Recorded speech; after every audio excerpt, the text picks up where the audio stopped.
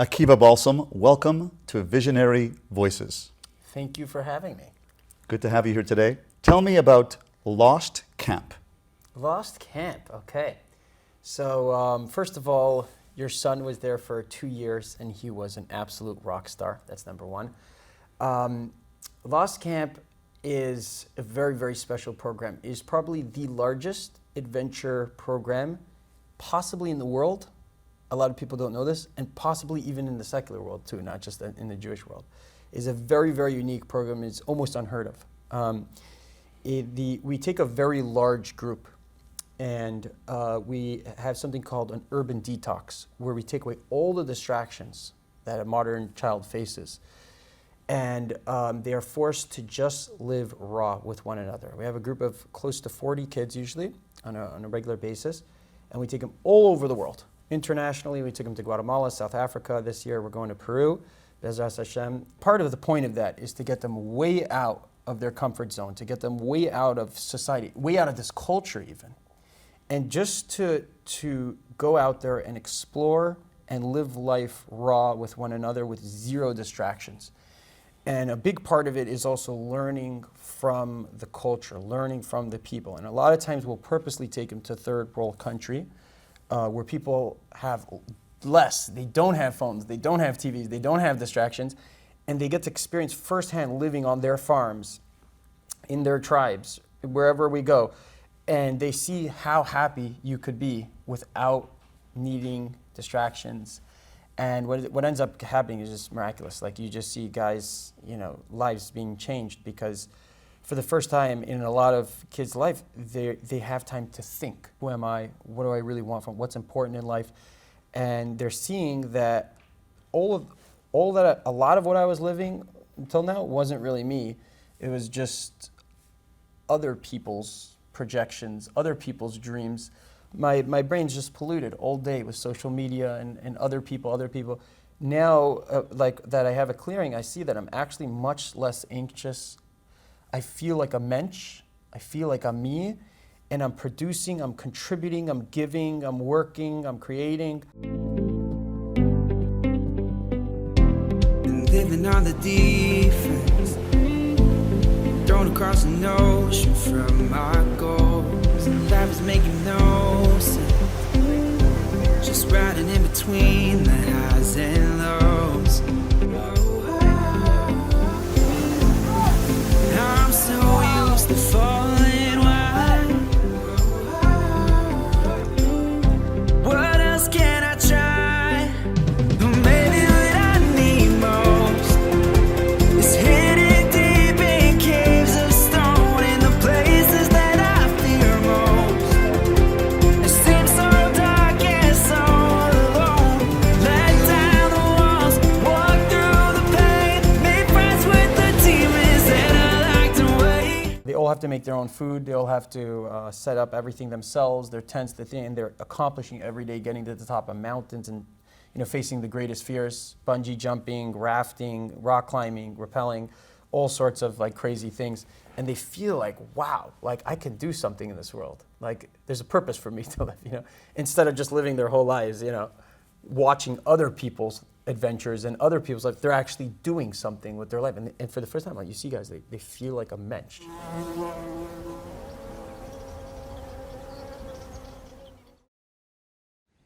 Two, three, and go.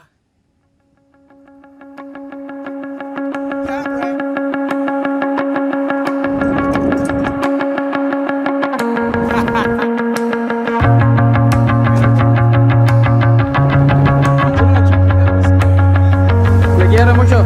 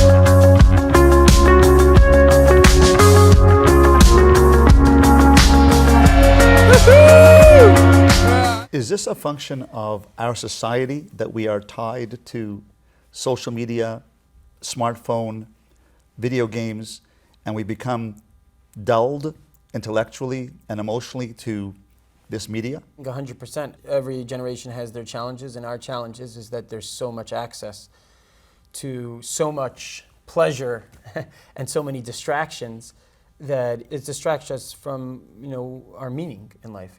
That stuff really takes you away from purpose and meaning and things that are worthwhile. I'm very amazed that kids, and I have grandchildren, who know how to do this. They know how to swipe. 2 years old, 3 years old, they take the mom's phone and they're doing this kind of thing at 2, 3 years old. Mm-hmm.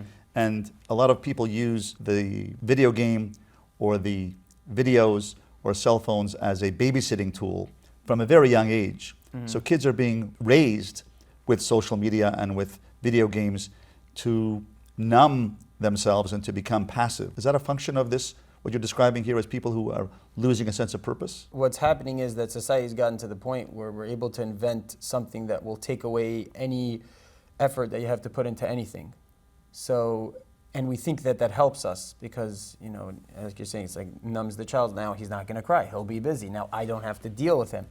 But we're actually created for the process. We're created to deal with the kid. We're created, that's what we're here for. And we know that deep down. Deep down, we know we're here for the process. So in a certain sense, it doesn't help that we're trying to invent something to avoid every process out there, because what we're being left with is people that feel ice mensch. We're dealing with a generation that their biggest challenge is shame, because we feel like we're pieces of nothing. And it could be, God forbid, so to speak, it's not true 100%, it could be to a certain degree it's true. Because if you don't do anything with your life and you're living somebody else's life all day and you're not doing the process, you're finding inventions or ways of numbing, and that's what our society is all about, to not have to do any effort. You're doing exactly the opposite of what you were created. That's not what a mensch is. That's not what a human being is. A human being, by definition, is someone that pounds it, that creates, that goes out there and builds and works. It's the process that we're created for, and you can't go against that. It's going to end up getting back at you if you try going against your purpose in life. You know it deep down. You're going to be depressed. This process you're describing, is that the process of personal growth, personal development? It says, Adam lo-amal yulad. And amal doesn't mean just to work, it means to work hard. Like, we're here to work hard. And I think it also means in every aspect, like sweeping the floor. And, obviously the Gemara says the main thing is Torah, and, that's the main amilas and stuff. But it's also the whole picture of life. We're meant to face the challenges, the physical, mental, spiritual, everything, every aspect of life. But we're meant for the grind, really. And we know that because when we're doing the grind, we feel amazing. Wash the dishes, you feel amazing afterwards. Dishwashers don't really help us. We think it does because then we watch more TV, but then you end up being depressed afterwards and you don't even know why. You don't feel like a mensch afterwards. When you wash the dishes, you feel like a mensch. I think in every aspect of our lives, we're machines that were created for process, and work and creation and effort and amelos. So in every aspect, physical, spiritual, mental, we have to realize and embrace that which we were created for, or else we will not be happy people. And we will be very ashamed of ourselves. So now you discussed the idea of pleasure, that the social media, Angry Birds, Pokemon, all of the games that we play and we train our kids to live on growing up, to distract them or to give them some downtime, etc. That is the anti-process.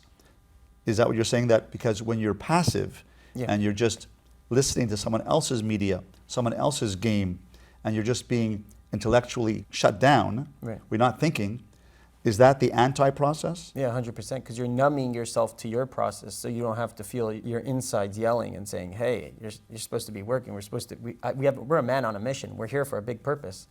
You're trying to numb that by living somebody else's life. Everything that's interesting on social media is another guy's adventure. You're only interested if somebody else is going through a grind. Every movie is like the most depressed, scary situation, and then they work so hard and they work it out or they come out the other end, and you're watching other people go through the process. Rabbi Kilish has this very famous saying that he says, don't watch 007, be 007. Like, I want you to go to South Africa and go do the bungee jump. Stop watching it on YouTube. Go do the bungee jump. It'll change your life. You know, that's what we're saying over here, is that everybody's busy trying not to have to do what it takes to be 007. So they're watching literally people's lives that are 007s. But deep down, your neshama is screaming because you're wasting time. So when you describe the Hebrew word amelus, what does amelus mean? Everybody has to be Amal. And no matter what, you're gonna be Amal no matter what you ever do. The question is, are you gonna choose where you want to gear your Amelus towards?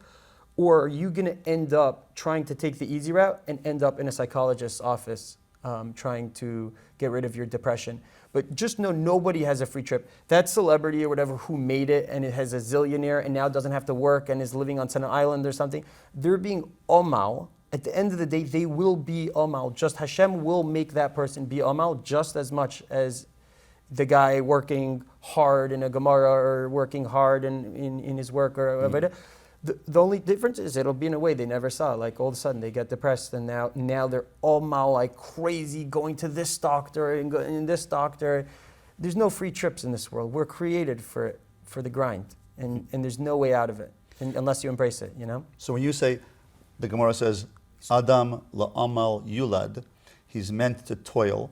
The toil in Torah, the Gemara, the Mefarshim say that if you're not going to be amal in Gemara, if you're not going to amal in working your mind and understanding what Hashem's will is in the Gemara for yourself and work that through, then one will have to go through other types of amal, other types of suffering or challenges in order to replace that. But the amal is the purpose, to work through things, through the amelus, through the toil, through the discovery, through the travail, through working through issues. Is that what you're saying? Yes, exactly. You said it much better.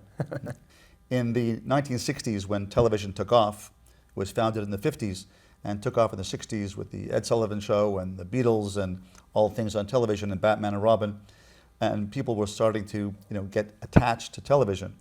People were concerned that kids were watching too much television and they were becoming passive, watching 10 hours, 15, 20 hours a week of television, and that became the turning off of the mind. That's been replaced today with social media, with video games, etc.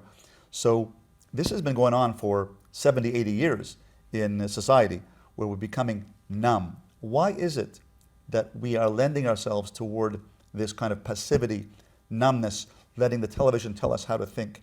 Why aren't we thinking for ourselves anymore? What is happening in society that's causing us to want to numb out?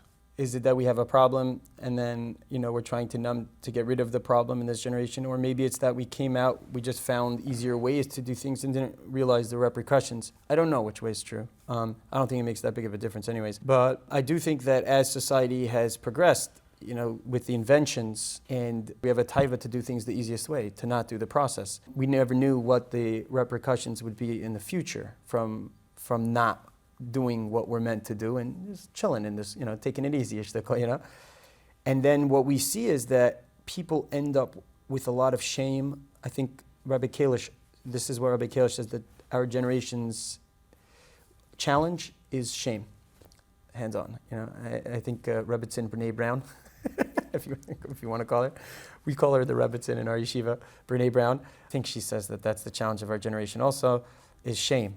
And it comes, really shame, what it means is that there's no you. And it's true, because if you never did anything, if you never produce anything, so you become unconscious. You don't think for yourself. People don't realize that, for the most part, all those thoughts in your brain are not you.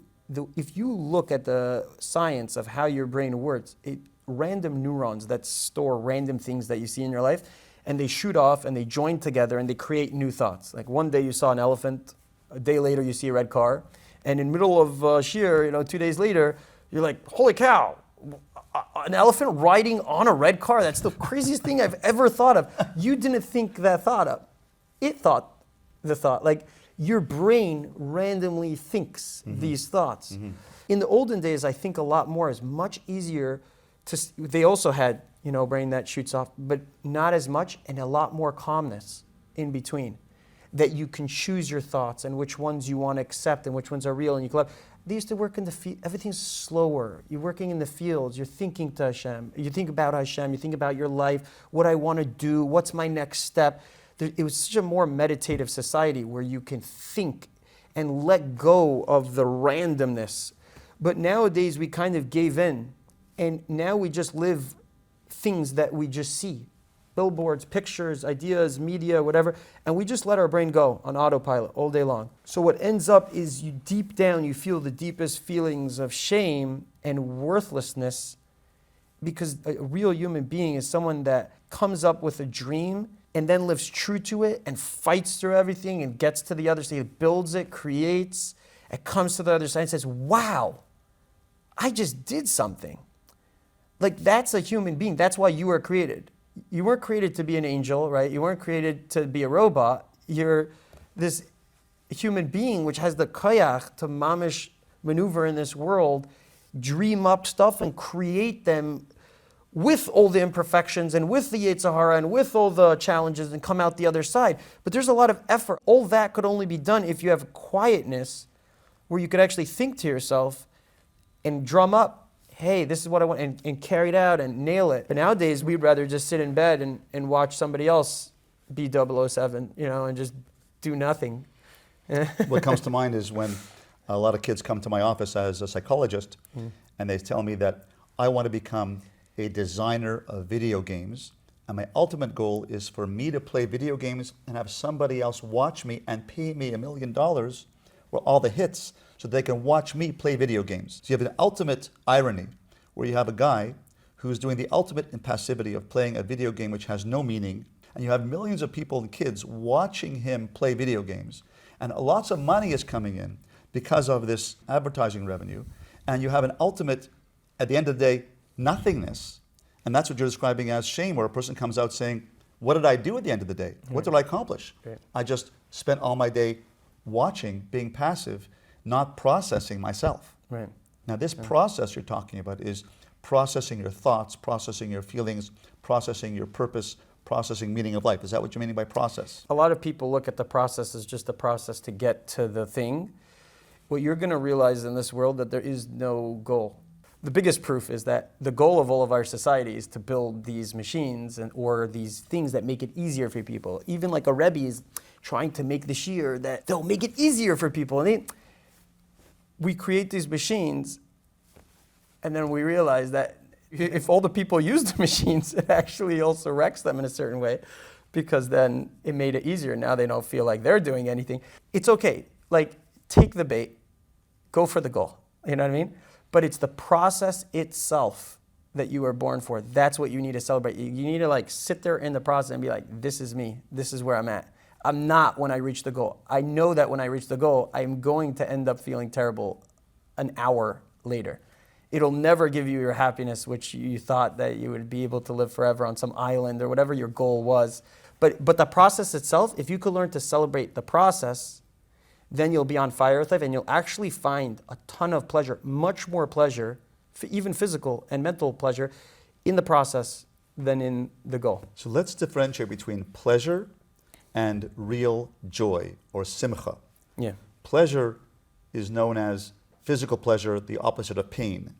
And our society has developed technology which has produced washing machines and dryers and technology which is helping us in our day-to-day life, cars, getting there faster. But we've extrapolated from there, yes, that makes our life better, but then we've gone on to technology which is making us emotionally and intellectually numb, where the free time we're using is also passive. So it's a good idea to have technology and to help us achieve things faster and to fly to the moon. But once you get the technology which is making you humanly passive, then you get into the world of shame. Even with the washing machine and dryer, it's a big question in my mind how much that stuff helps altogether. Really? Also with You feel that it's better to What is put that? your effort into washing the clothes yourself and then think Sometimes, yeah. while you're working through that. Sometimes. Now here's the thing. It really has to do partially with what your dream is. Meaning, you should base your life on what your greatest dreams are in this generation, in this situation. Now, what those machines will help you is with the story of your dreams. Meaning, we're not all born to do the same thing. It's not like God's just like, hey, I'm going to give you a certain amount of pain, and everybody's just got to do this pain, and then you'll go to Gan Eden afterwards, and you're good to go. There's a story behind this whole thing going on. Like, Hashem actually wants to see what we're going to drum up. It all has to do with your storyline of your life that you want to dream and live to, and you create that, and that's very, very important. Now, if you need to wash your clothing, and that will take away from your dream, your creation, that's bad. But don't think for a second that the washing machines help us have better lives inherently or make us happier. Nothing makes us happier and nothing makes us sadder.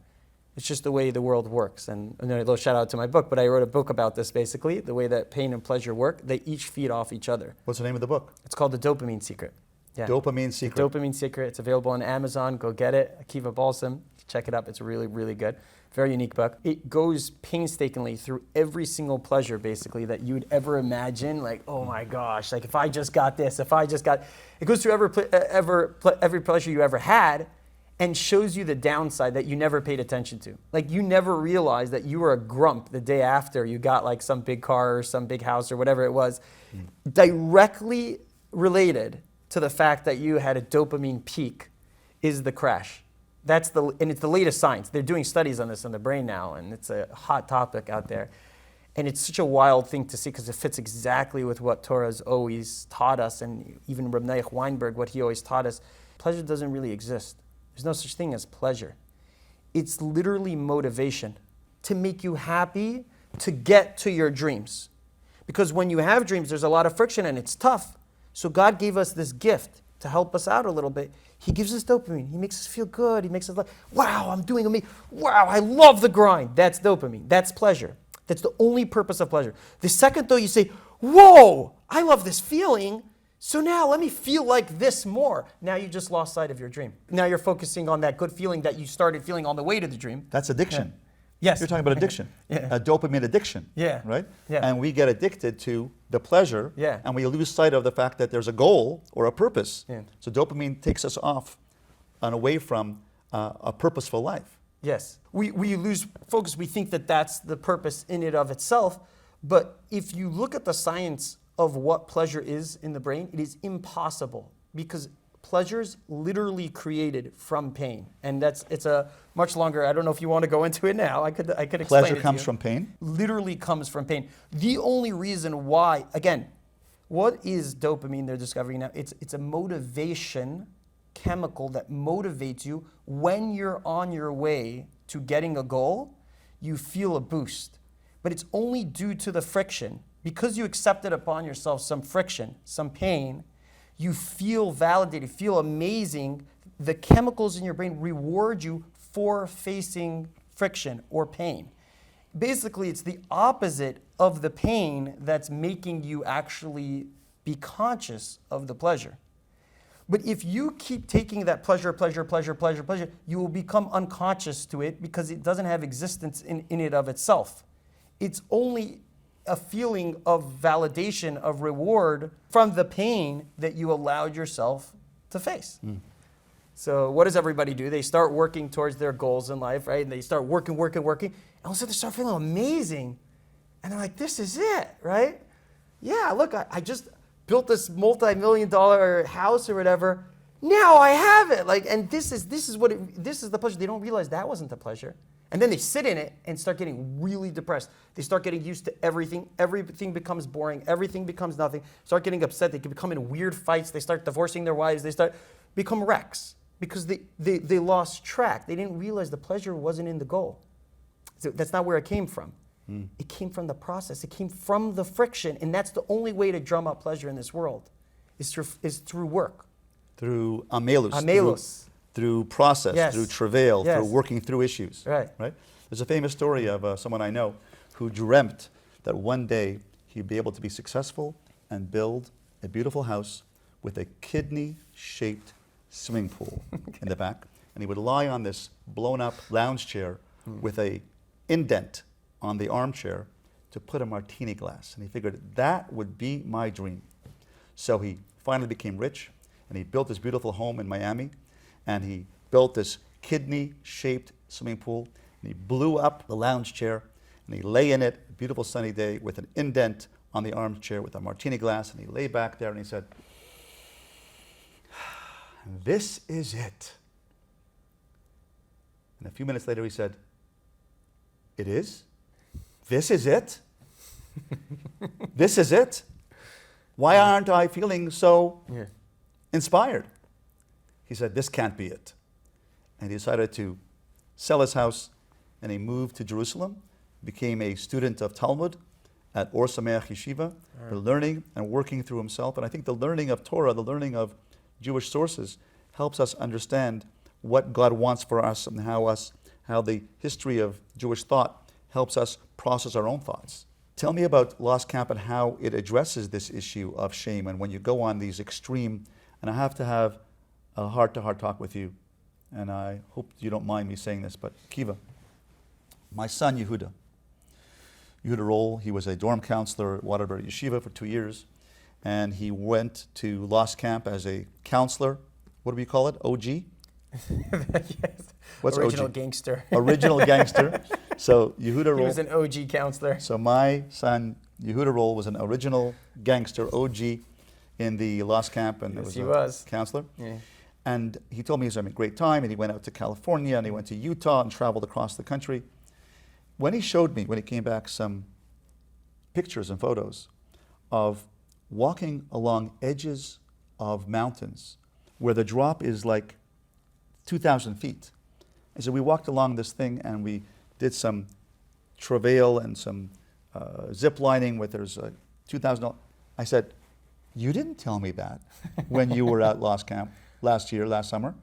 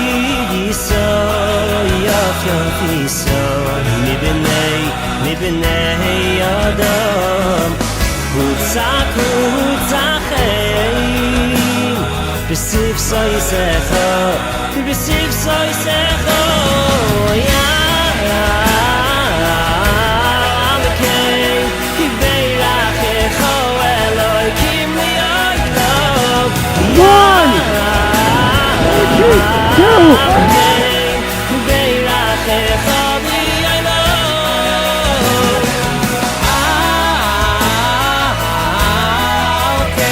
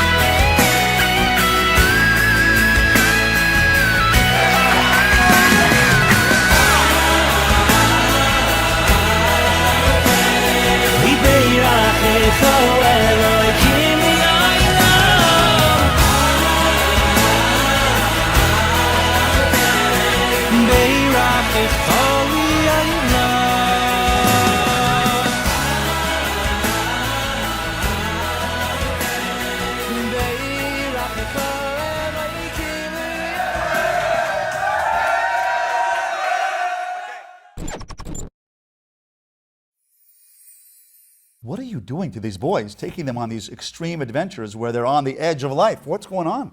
We're teaching that you're unlimited and get out there, explore. So we're doing the opposite. Not that you have to live a life of exploring the world and going, you know, but for a moment, you'll see something if you come with us. We're going to show you something. And we're talking directly to a kid that's sitting in his room watching his phone all day. The kids don't realize it. They think that they need their phones because they're depressed, right? And by the way, that's how it started. They were once depressed. Something went wrong in life or whatever, or something, you know, or they saw, or they were, it could even be just they were tantalized, you know, wow, that looks like such a good life. And then they get stuck, you know, addicted to the pleasure itself, right? And they say, yeah, I can't know, I'm way too depressed, and I need my phone, I need my movies, I need my drugs, I need everything. Because if you know the pain that I'm going through, what they don't realize is that the only thing that's keeping that pain in place and that depression in place and the thing is their phone, is the drugs, is the distractions, is the numbing. And they don't realize that it was okay what they felt the first time that they felt depressed, and that something went wrong in the family, or that they didn't fit into yeshiva or whatever. And those are very dark times. And it's fine. Like, be with it. If you would stick with it and talk about it and deal with the pain and be with the pain, it would in no time, they'd be like, hey, okay, let me get up out of bed, let me try something else. The only reason why they're not getting out of bed and going, trying whatever, is because they believe that they are chronically damaged, you know, that they are depressed, nothingnesses, they're incapable, they're broken, they have a mental issue, they have a mental illness, a mental disease. You don't know how many kids in Waterbury have, you know, they show up and they're, yeah, my son, he's got like this illness and this disease, and we all laugh, like all the stuff. We don't believe in any of that stuff. We know it's all not true. Do a science study in our yeshiva, you'll see what happens when they start discovering themselves. How many of those illnesses, diseases, and stucknesses, it's all not true. Anxiety, depression, ADHD, right. all that stuff. Yeah. They label that, but that's just a symptom of not understanding the process, what's going on with their child. Right. So we go in Lost Camp, it's only for a kid that's ready to make that step. A kid has to mature. And I think that's what you're saying. Lost Camp is trying to help a person do that. Now, what does Lost Camp do to nurture that when you go on these extreme experiences? That you took my son, Yehuda Roll, who's now Baruch Hashem married with a kid, but he went on a journey himself to develop himself. He was one of the singers of Aleinu and in the Waterbury journey as he was a dorm counselor there. Yeah. But he helped discover himself, and he was really enamored with that system, that program. What do you do at Lost Camp that causes someone to find out themselves, discover themselves? Yeah, so it's really the next step when they're ready for it. But what we do is we get them out of bed. Anybody that's coming is ready for that stage, and we'll give them a crazy interview before and make sure they have to read this whole thing and they know what they're getting into. But basically, we're going to show them that the sky's the limits.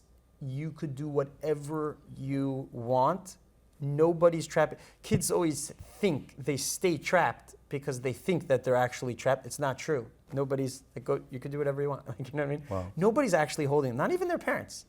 You know, it's in the brain. They trap themselves because they think that they're a piece of trash. So then they think I'm incapable of everything. Is that the shame we're talking about? The trash is the shame? Yes. That I don't fit in the system, I don't belong anywhere, I'm not good at anything, I'm nothing, and then I don't know how to learn. And then they watch all the movies and the social media and stuff, and that just traps it in, and that's what keeps it in place. All those numbing devices is what makes them feel more and more like trash because they're ice mensch. You're not being a human being.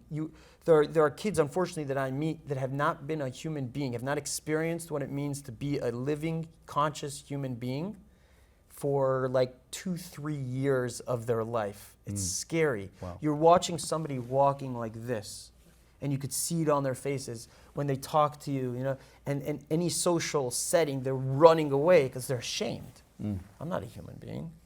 Me? I'm part of my couch, I'm part of my bed, I'm part of nothing. I'm just passive. I can't actually do anything. I'm stuck. that feeling of worthlessness. Yeah. That's what I work on in psychology when I have clients. And I work with a lot of young men working on their self-esteem, and a system of self-development, a 7-step system of consciousness, is they're unconscious. Right. And they've lost a sense of self. Right. So before you get to self-esteem, you got to have self. Yes. So you're saying they lost their self. Oh, totally. Yeah. So we just do the opposite. Like, we reverse engineer the whole thing. Our first step is to take away all the numbing devices, right? Do So they rebel there's against that? Zero. Do they freak out when they say? So that's the thing. That's part of the reason why we take them out of country usually. So on lost camp, you take that away. It's not even taken away. We leave it behind. But in Waterbury itself, you don't take away devices. No. That's not. The first year and a half. No. This is for guys that next are at the stage. stage where they're like, I'm ready to take my life to life 10 levels up. You know? How old are they when they go? What grade or what year? So it all in school? depends on the kid. There are some even younger kids. Now, mostly it's going to be already 11th, 12th, even first-year base measures, second-year base measures. We have ages 14 to 23. And it's just when he's ready. So it's mostly going to be, starting from 16, 17, 18, most of that. But we even have some 14-year-olds, 15-year-olds. But and usually it takes they're time ready. to get there. It takes time, 14, 15, 16, to get to that level where you're ready to make the lost camp Yes. jump. It takes time to get there. Yeah, for the kids that are coming into our system, Got it. it usually takes some time to be at that stage. Got it. But when they're ready for that stage, it's the most amazing thing that could ever happen, because we have a 100% success rate, literally. Bli Ayin Hara. Like, there's not one kid that walked into the system, and it's not like it's not like, oh wow, I'm such a genius or something like that. It's so simple. Take away every single distraction, phone, whatever. Put a group of guys together, any random guys. I don't care if they're friends, you're not gonna, and put them on the craziest adventures where they have to produce and celebrate the process itself, the grind itself. They have to cook themselves with raw ingredients. They have to go to a country where they're uncomfortable and don't know how to deal with it, and figure out how to deal with the people, and figure out how to maneuver, and climb to the top of mountains, and get to the top of scary heights, and be scared. And we teach them, not only is it good, that's why you were born. You were born for your son going, hiking and having to traverse, with the 3,000-foot drop at Angel's Landing, and your feet are shaking and everything. You're born for that.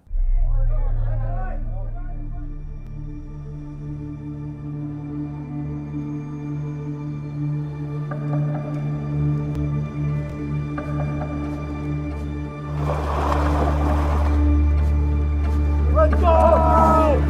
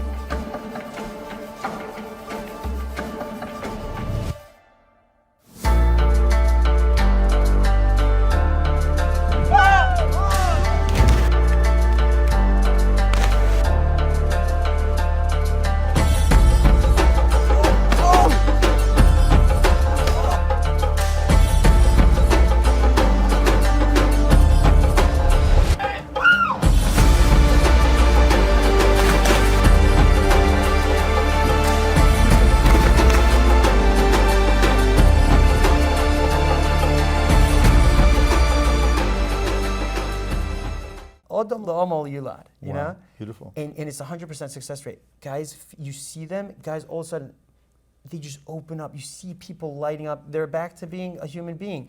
They're talking with their friends, they're schmoozing. They have these little mini stoves and little mini pots. And they all cook. We give them raw ingredients, basically, or we go to local markets, depending which country or whatever in it. And they all help each other cook, and they're communicating and talking and laughing and schmoozing. Because there's no phones, there's no distractions, there's no nothing. And they just work so hard that day. So they feel pleasure, real pleasure, like the type of pleasure that you get rewarded with when you work hard. So I guess that's they called feel simcha. amazing. That's called right, simcha. yeah. Pleasure is the physical pleasure, or the physical pleasure of opposite of pain, where you're numbed and you're feeling, okay, I'm not in pain. Right. But simcha, Right. joy, Excellent. personal growth, that's growth. My Rebbe, Rav Moshe Shapiro Zatzal, said that the word simcha means personal growth.